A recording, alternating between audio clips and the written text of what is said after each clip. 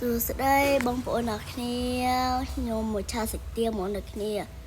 ចាគឺញឹកខ្លឹមមែនទែនម្នាក់ហាន់គ្រឿងម្នាក់កាប់សាច់ទាហ្មងអ្នកគ្នា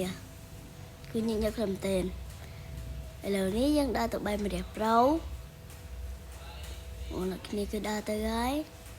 គឺម្រះប្រៅម៉ាក់ខ្ញុំគឺល្អខ្លឹមមែនទែនបងអ្នកគ្នាអើយព្រោះម៉ាក់ខ្ញុំដាំល្អបកាយស្រោចទឹកគឺល្អខ្លាំងណាពេលនេះយើងធ្វើការចាក់សាច់ទាចូលហើយគ្រាន់តែបញ្ចូលសលេងក៏ស្រក់ទឹកមកដែរជុកឆាមក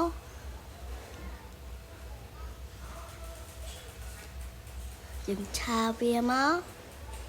ឆាកលុកមកឲ្យវាសប់គ្រឿងឆាមកយើងឆាយូរទៅវាឆ្អិន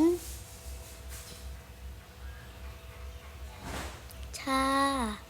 ឲ្យឆាទៀតគឺតំណងអានេះចិត្តឆ្អិនណាបងប្អូនអ្នកគ្នាអើយមកវាពូខូចតែបន្លោះឃ្លាណាចូលសលេងឃ្លាដែរយើងថាបើកគ្របវ៉ាវយើងបងម្រះប្រៅរួចជាការស្រេចគឺឆ្អិនហើយបាយបងប្អូនអ្នកគ្នាវីដេអូខ្ញុំមានតែប៉ុណ្្នឹងទេបាយ